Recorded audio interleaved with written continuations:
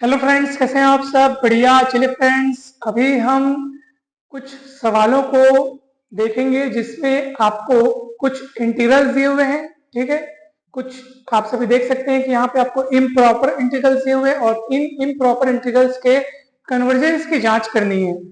ये आसानी से आप देख सकते हैं कि ये सारे के सारे इम्प्रॉपर इंटीग्रल्स फर्स्ट काइंड वाले हैं। ठीक है, और दोस्तों इसके जो पहले के वीडियोस हैं जिनमें हमने पहले वीडियो से शुरू करते हुए अगर आप देखेंगे तो फर्स्ट वीडियो में हमने प्रॉपर इंटीग्रल क्या होता है ये देखा था, इम्प्रॉपर इंटीग्रल क्या होते हैं, इनके कितने टाइप्स होते हैं अर्थात कितने काइंड्स हैं इनके, तो वो हमने देखा था, एग्जांपल्स के साथ देखा था। दोस्तों बहुत ही बेसिक वीडियो है, अगर आपने वो वीडियो नहीं देखा है तो जरूर जाइए, इसी वीडियो के डिस्क्रिप्शन बॉक्स में आपको उन सभी वीडियोस के लिंक मिल जाएंगे। लेक्चर क्रमांक वाइज आपको सारे वीडियोस मिलेंगे ताकि आपको पढ़ने में कोई दिक्कत ना हो, बहुत अच्छे से समझाया गया है, जरूर देखिएगा दोस्तों। यहाँ पर हम इन सभी इंटीग्रल्स के कन्वर्जेंस की जांच तो करेंगे, परंतु पहले हम रिवाइज कर लेते हैं कि हमारे पास कोई भी दिया हुआ इम्प्रॉपर इंटीग्रल फर्स्ट काइंड का कब कहलाएगा। ठीक है दोस्तों, तो ध्यान से देखिएगा। मान लीजिए आपके पास कोई integral a to B F X D X, ठीक है, इंटीग्रल है ना भाई, integration A to B F X D X दिया हुआ है आपके पास। अब ये इंटीग्रल फर्स्ट काइंड का इम्प्रॉपर इंटीग्रल कब कहलाएगा?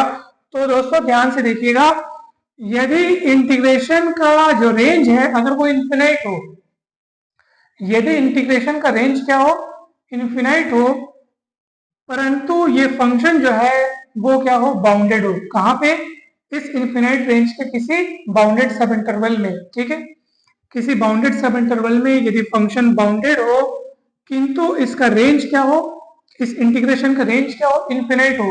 रेंज इन्फिनाइट बोलने का मतलब यह है कि यहाँ पे जो आपको लिमिट्स दिखाई दे रही है, यदि यहाँ पे a minus A equal to minus अनंत हो जाए, या अगर b इक्वल टू अनंत हो जाए, या फिर ये दोनों हो जाए, ठीक है, या तो a माइनस अनंत हो या b अनंत हो, या फिर ये दोनों ही स्थितियां अगर आपको यहाँ दिखाई दे, किंतु फंक्शन कैसा हो, बाउंडेड हो। फंक्शन कैसा होना चाहिए, बाउंडेड होना चाहिए। इस इन्फिनाइट रेंज के किसी बाउंडेड सब इंटरवल में ये फंक्शन क्या हो, बाउंडेड हो, किंतु साथ ही साथ क्या होना चाहिए, रेंज क्या होना चाहिए, इन्फिनाइट होनी चाहिए। इन्फिनाइट रेंज का मतलब या तो a माइनस अनंत हो, या तो b अनंत हो, या तो ये दोनों हो। ऐसी स्थिति में ये इंटीग्रल कहलाता है improper integral of first kind, अर्थात प्रथम प्रकार का विषम समाकल। और आप सभी देख सकते हैं कि यहाँ पे जो आपको समाकल दिए हुए हैं दोस्तों, ये सभी प्रथम प्रकार के विषम समाकल हैं, अर्थात improper integral of first kind है। ठीक है, क्योंकि अपने को सभी समाकलों में कम से कम एक लिमिट तो आपको अनंत दिख रहा है, देखो है ना भाई, जैसे यहाँ अनंत दिख रहा है, यहाँ अनंत दिख रहा है, यहाँ माइनस अनंत दिख रहा है। ऑब्वियस सी बात है, अनंत अगर मान लो दिखना होगा तो उसको ऊपर में दिखेगा, और माइनस अनंत दिखना होगा तो नीचे में दिखेगा, क्योंकि हमेशा इंटीग्रेशन की लिमिट नीचे वाली लिमिट कम रहती है, ऊपर वाली लिमिट ज्यादा रहती है ना भाई। तो सीधी सी बात है, अगर माइनस अनंत दिख रहा है तो नीचे में ही दिखेगा, और अनंत दिख रहा है तो ऊपर में दिखेगा, सीधी सी बात है। और अगर दोनों दिखेंगे तो तब भी वो improper integral of first kind होगा। ठीक है ना, improper integral of first kind क्या होता है भाई, सीधी सी बात है, या तो निचला लिमिट माइनस अनंत हो, या तो ऊपरी लिमिट अनंत हो, या तो फिर ये दोनों ही स्थितियां आपको दिखे, अर्थात इधर माइनस अनंत और इधर अनंत। ठीक है, तो ये चीजें अपने को सभी समाकलों में आप देख सकते हैं कि दिखाई दे रही है। तो ये फर्स्ट काइंड के इम्प्रॉपर इंटीग्रल हैं दोस्तों। तो चलिए अब हमको इनको सॉल्व करना है। अब प्रश्न ये उठता है कि सर सॉल्व कैसे किया जाए, कैसे पता करते हैं इनके कन्वर्जेंस को, कब कहते हैं कि ये कन्वर्जेंट होंगे या नहीं होंगे, जो भी चीज है उनके चेक करने का क्या प्रोसेस है। बहुत ही सरल काम है दोस्तों। यदि improper integral of first kind आपको अगर इस रूप का दिया हुआ है, ध्यान से देखिएगा, ठीक है, आप सभी ध्यान से देखो, इस रूप का अगर आपको, यानी कि a से अनंत है ना भाई, a क्या है, कोई फाइनाइट नंबर है, कोई रियल नंबर है, कोई फाइनाइट रियल नंबर है, और ये अनंत है। अगर इस रूप में आपको improper integral of first kind दिया हुआ है, जहां ये फंक्शन जो f है वो अंतराल है ना भाई, क्लोज्ड इंटरवल at पर क्या है, ये बाउंडेड है, बाउंडेड और इंटीग्रेबल है। किसके लिए? t इज ग्रेटर देन और इक्वल टू a के लिए ये फंक्शन क्या है, ये फंक्शन f बाउंडेड और इंटीग्रेबल है इस इंटरवल पे। ठीक है, तब ऐसी स्थिति में इस इम्प्रॉपर इंटीग्रल को हम इस तरीके से डिफाइन करते हैं दोस्तों, ध्यान से देखिएगा, limit t tends to infinity integral A से T F X D X. मतलब मैंने क्या किया, कुछ भी नहीं किया।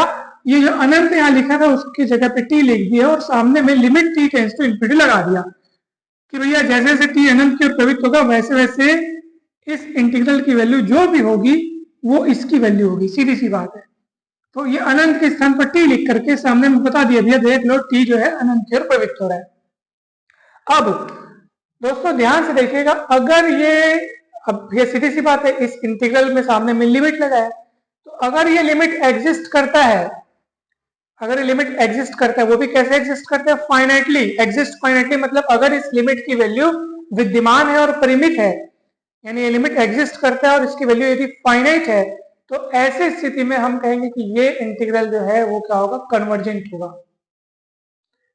ठीक है, ये क्या होगा, कन्वर्जेंट होगा। और यदि इसकी लिमिट एग्जिस्ट नहीं करती है, ठीक है, यानी कि यदि इसका आंसर अपने को अनंत या माइनस अनंत या अनिर्धारित रूप में अपने को मिलता है, तो हम कहेंगे यही इंटीग्रल क्या है, अपन क्या कहेंगे, ये डाइवर्जेंट ऐसा कहेंगे। तो कन्वर्जेंट कब कहेंगे, यदि this limit exist finitely, then this improper integral is called convergent, otherwise it is called divergent। यानी कि अगर लिमिट एग्जिस्ट नहीं कर रहा है या अनंत या माइनस अनंत मिल रहा है या अनिर्धारित रूप इनडिटरमिनेट फॉर्म में मिल रहा है अगर मान लो, तो यही क्या कहलाएगा, डाइवर्जेंट कहलाएगा। और यही अगर आपको इस रूप में दिया हो दोस्तों, ध्यान से देखिएगा, माइनस अनंत से लेकर के अगर आपको बी तक के इस रूप में अगर आपको दिया हो, तो ऐसी स्थिति में अपन इसको किस तरीके से परिभाषित करते हैं, limit T tends to minus अनंत, और यहाँ टी लिख दो। बहुत ही सरल काम हुआ है, और ये एफ एक्स टी एक्स। ठीक है, तो इस तरीके से अपन डिफाइन करते हैं दोस्तों। तो इन सबको जब अपन हल करेंगे ना, इनको जब हल करेंगे तो अपन इसको इस रूप में लिखेंगे, इनके परिभाषा का इस्तेमाल करेंगे। कोई अगर इस रूप में दिया है तो उसको इस रूप में लिखा जाएगा, कोई अगर इस रूप में दिया है तो उसको इस रूप में लिखा जाएगा, और उसके बाद उसको हल किया जाएगा।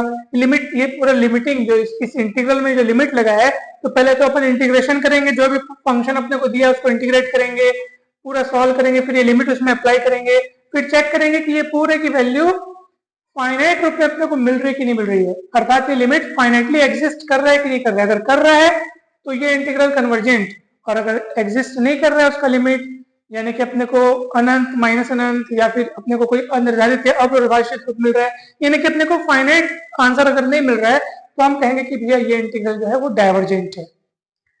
अब आपको अच्छे से समझ में आ गया होगा दोस्तों, कहीं पर भी कोई भी डाउट होगा तो जरूर पूछिएगा।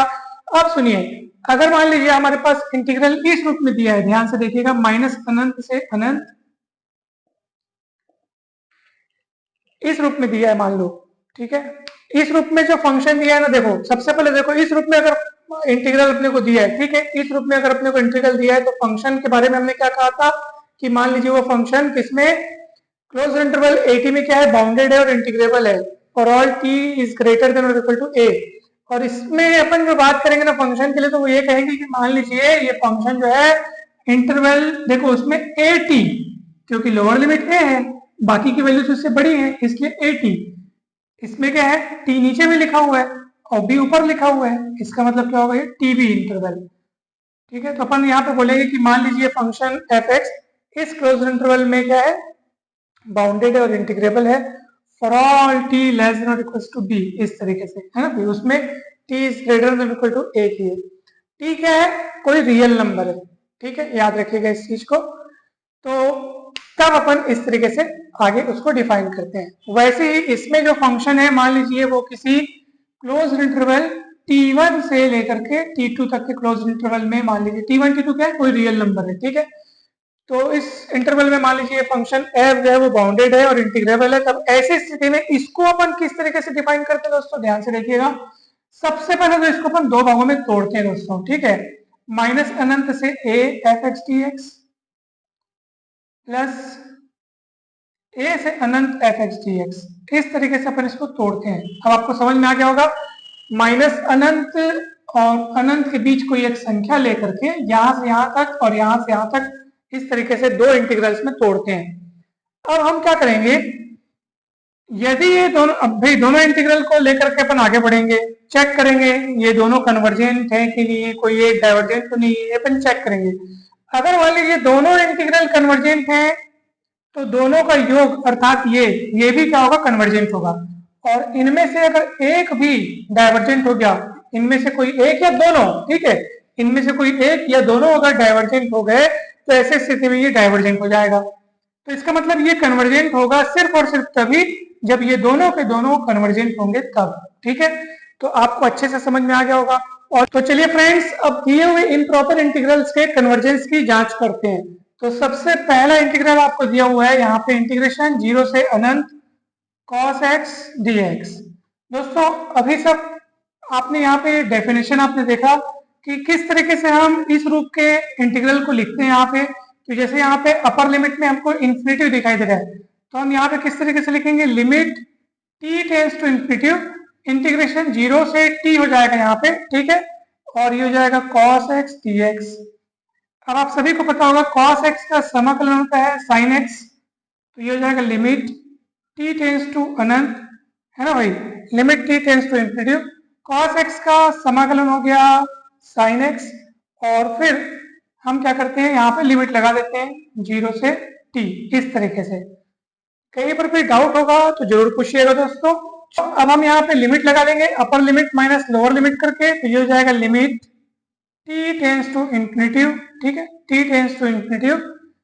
सबसे पहले अपर लिमिट लगाएंगे तो हो जाएगा sin t, फिर हो जाएगा sin 0, ठीक है, x के स्थान पर t रखेंगे तो sin t माइनस sin 0 हो जाएगा ये, और है ना भाई, पहले x के स्थान पर t फिर माइनस करके x के स्थान पर 0, और ये इस तरीके से। अब sin 0 का मान तो आप सभी को पता होगा, sin 0 0 होता है, तो क्या होगा, लिमिट t टेंड्स टू अनंत sin t।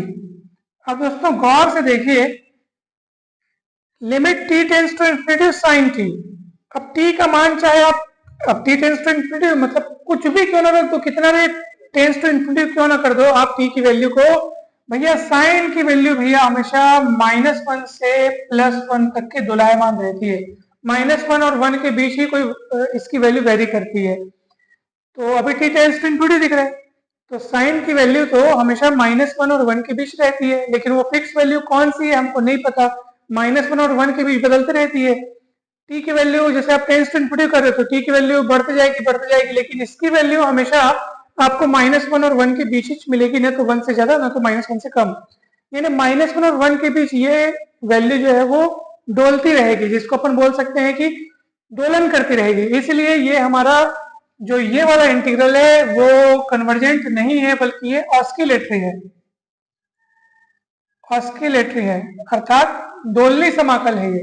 क्योंकि हमारे पास जो आंसर मिल रहा है ना, वो कोई फिक्स, कोई फाइनाइट फिक्स क्वांटिटी नहीं मिल रहा है, कोई स्थिर संख्या नहीं मिल रही है, बल्कि limit t tends to infinitive sin t मिल रहा है, जो कि -1 और 1 के बीच दोलन करते रहेगा इसकी वैल्यू। ऐसा अपने को यहाँ पे मिल रहा है दोस्तों, ये इसका रिजल्ट है, ठीक है। तो इस तरह से होगा, क्योंकि sin मतलब sin t का जो वैल्यू है वो -1 और 1 के बीच दोलायमान रहता है, ऑस्किलेट करते रहता है।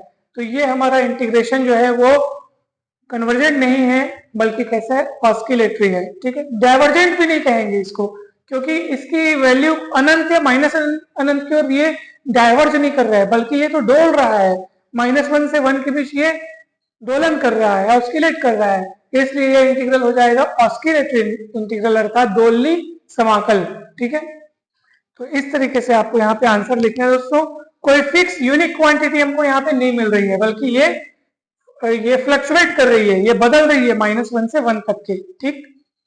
तो चलिए अब इसको हम मिटाते हैं और आपको बताते हैं अगला सवाल।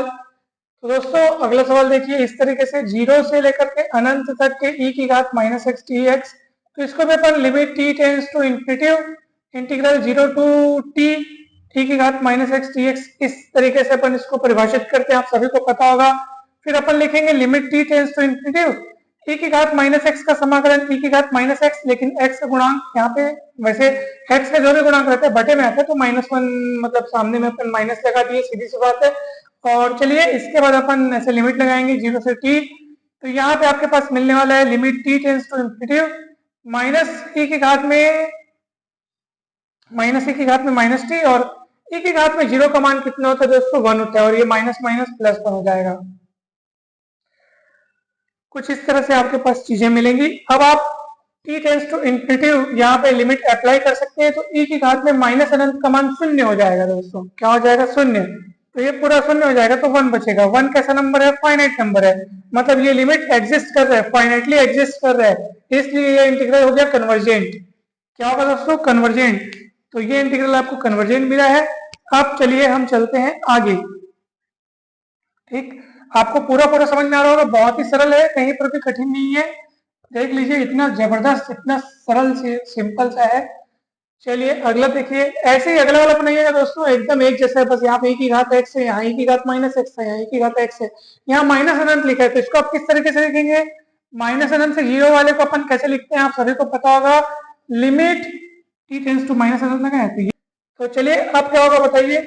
तो इसका इंटीग्रेशन करेंगे तो e की घात x का e की घात x ही होगा, है ना भाई? और आप लिमिट लगा दीजिए, सीधी सी बात है, t से 0, और ये लिमिट तो लगाना पड़ेगा ना भाई, ये तो समाकलन का लिमिट है, समाकलन वाला लिमिट लगाया। लिमिट आपका रहेगा t tends to minus Anant.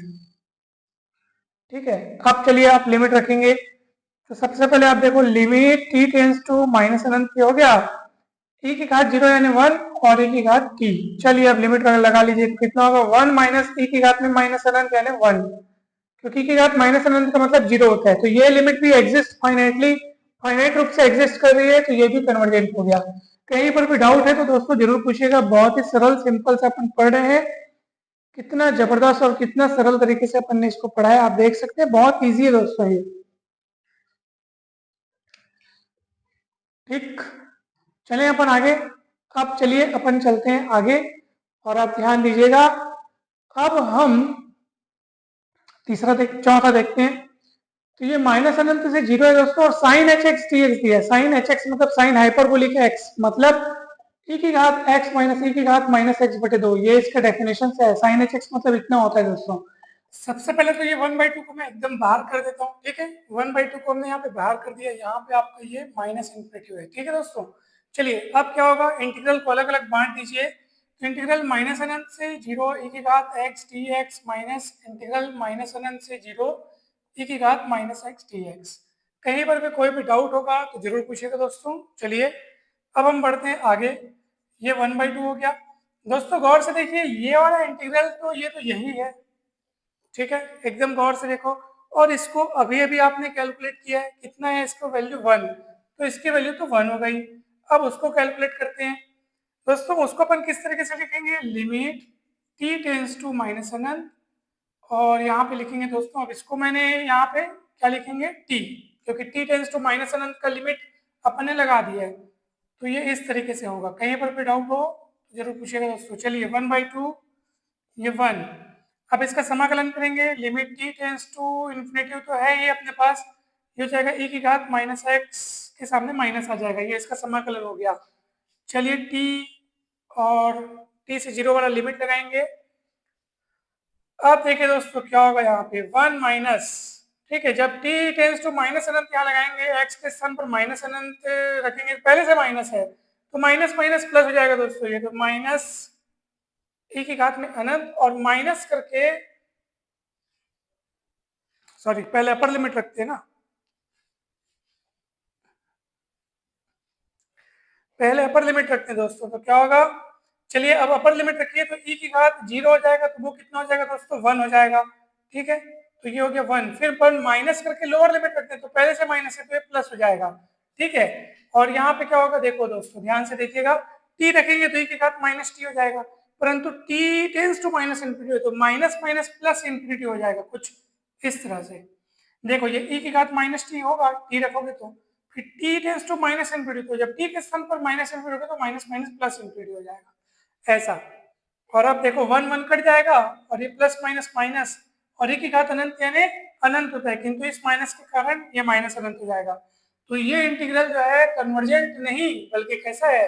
Divergent. वो भी कहाँ की ओर डाइवर्जेंट? माइनस अनंत की ओर डाइवर्जेंट है ये, ठीक है दोस्तों। तो इस तरीके से ये भी बन गया, ठीक। अब ये वाला देख लेते दोस्तों, बहुत सिंपल है, 1 से अनंत वाला है, तो इसको आप कैसे हल करेंगे देख लो फटाफट। Limit t tends to infinity integration 1 से t 1/1 plus X square dx। गौर से देखेंगे, इसका समाकलन tan इनवर्स t, और लिमिट रख देंगे 1 से t, limit t tends to infinity इस तरीके से होगा। तो tan inverse T minus tan inverse अनंत अर्थात टेन इनवर्स अनंत minus tan inverse 1 that is pi by 2 minus pi by 4 that is pi by 4। ये इसका आंसर आ गया एग्जिस्ट फाइनाइटली, तो ये भी कन्वर्जेंट। ठीक है, तो ये डाइवर्जेंट हुआ, ये कन्वर्जेंट है, ये भी कन्वर्जेंट, ये भी कन्वर्जेंट, ये ऑस्किलेटरी। अब इसको बनाकर देखते हैं। ठीक है, चलिए इसको चेक करते हैं अपन। तो माइनस अनंत से अनंत रहेगा दोस्तों, तो आप सभी को पता होगा उस समय अपने को क्या करना है, दो भागों में तोड़ना है। ठीक है, माइनस अनंत से आप ए तक चलिएगा, कोई भी नंबर ले लो, चलो सुविधा के लिए मैं ले लेता हूँ 0। ठीक है, माइनस अनंत और अनंत के बीच अपनी सुविधा अनुसार आप कोई एक रियल नंबर ले लो और इस इंटीग्रेशन को दो भागों में तोड़ दो। तो हम दो भागों में तोड़ रहे हैं, ये देखिए ऐसे तोड़ दिए। तो माइनस अनंत से 0 तक गए और 0 से अनंत तक जा रहे हैं। ठीक है, ये देखिए ऐसा। अब इसको किस तरीके से लिखेंगे दोस्तों, limit t tends to minus infinity integral जी, अभी t माइनस इन्फिनिटी को पूरा इधर लिमिट के रूप में बैठा दिया, limit t tends to minus infinity. तो इधर यहाँ पे आपके पास क्या बचेगा, t बचेगा, और यहाँ मतलब t लिखना है ताकि ये लिमिट ऑपरेट करने पर ये इतना ही हो जाए। तो ये dx upon 1 plus X square. इसको किस तरीके से लिख सकते हैं दोस्तों, लिमिट t टेंस टू अनंत कर दो और ये अनंत के स्थान पर t लिख दो। बताओ कुछ कठिन है क्या, बिल्कुल कठिन नहीं है, बहुत सरल है। लिमिट लगाना है सामने में और जिस पे आपने लिमिट लगाई है, जैसे t टेंस टू इनफिनिटी लगा रहे तो वहां अनंत जो दिख रहा है उसकी जगह पे अपन t रख देंगे, सीधी सी बात है। अब limit t tends to minus infinity, इसका इंटीग्रल हो जाएगा tan इनवर्स x, लिमिट रखेंगे t से 0, ये इंटीग्रेशन की लिमिट है ना भाई। वैसे यहाँ पे tan इनवर्स x लिमिट रखेंगे 0 से t, और यहाँ limit t tends to infinity भी है ना, ये ऐसा। अब क्या होगा दोस्तों बताइए, अपर लिमिट माइनस लोअर लिमिट वाला खेल होगा यहाँ पे। तो अपर लिमिट रखोगे तो tan इनवर्स 0 का मान 0 होता है, सीधा माइनस करके लोअर लिमिट में लिख रहा हूँ। ठीक है, ये ऐसा, क्योंकि अपर लिमिट tan इनवर्स 0 0 खत्म, उसको लिख ही नहीं रहे। चलो ये हो गया। अब बताइए इधर क्या होगा, plus limit t tends to अनंत, यहाँ पे भी होगा t इनवर्स मतलब tan इनवर्स t। ठीक है, tan इनवर्स t, और tan इनवर्स 0 तो 0 होता है, तो इसलिए tan इनवर्स t बस आएगा, क्योंकि लोअर लिमिट में x के स्थान पर जब आप 0 रखोगे तो tan इनवर्स 0 0 खत्म। चलिए यहाँ पे अब आप माइनस अनंत रखो, क्या होगा बताइए। तो दोस्तों आप सभी ध्यान से देख सकते हैं कि माइनस तो है ही पहले से, वो tan इनवर्स माइनस अनंत हो जाएगा, यानी कि माइनस पाई बाई 2 होने वाला है वो, और ये tan इनवर्स अनंत। ठीक है, लिमिट ऑपरेट कर दिया हमने, ये माइनस, ये हो जाएगा आपका माइनस पाई बाई 2 और ये हो जाएगा आपका प्लस पाई बाई 2। तो माइनस माइनस प्लस, तो पाई बाई 2 हो जाएगा पाई। तो इसका आंसर आया पाई, यानी कि ये फाइनाइटली एग्जिस्ट है, इसका लिमिट भी फाइनाइट रूप से एग्जिस्ट कर रहा है। तो ये इंटीग्रल भी क्या होगा दोस्तों, कन्वर्जेंट होगा। तो ऐसे ही आप किताब से और भी अनेक सवाल देख करके इसको सॉल्व कीजिएगा, चेक कीजिएगा कि वो दिए हुए इंटीग्रल्स कन्वर्जेंट है या नहीं दोस्तों। ठीक है, तो आज की इस वीडियो में इतना ही। हम पूरी उम्मीद करते हैं कि आपको बहुत अच्छे से समझ में आया होगा। वीडियो अच्छा लगा हो तो लाइक करके चैनल को सब्सक्राइब जरूर करें, वीडियो को शेयर जरूर करें दोस्तों। इसके पहले के जो यूनिट्स है रिमान इंटीग्रेशन, उसकी पूरी की पूरी कंप्लीट वीडियो सीरीज लेक्चर क्रमांक वाइज सभी वीडियोस के लिंक आपको इसी वीडियो के डिस्क्रिप्शन बॉक्स में मिल जाएंगे। साथ ही साथ properties of real number, sequence and series, उन सभी चैप्टर्स पर भी वीडियो सीरीज ऑलरेडी बना दी जा चुकी है। उन सभी वीडियोस के लिंक आपको मिल जाएंगे, डिस्क्रिप्शन बॉक्स में भी मिल जाएंगे, और प्लेलिस्ट में जाकर के भी आप देख सकते हैं। आप चाहें तो हमारे व्हाट्सएप ग्रुप से जुड़ सकते हैं, हमारा व्हाट्सएप नंबर आपको डिस्क्रिप्शन बॉक्स में मिल जाएगा, वहां से कांटेक्ट करके आप जुड़ सकते हैं। आप सभी को बहुत बहुत धन्यवाद, जल्द ही मिलते हैं नेक्स्ट वीडियो में।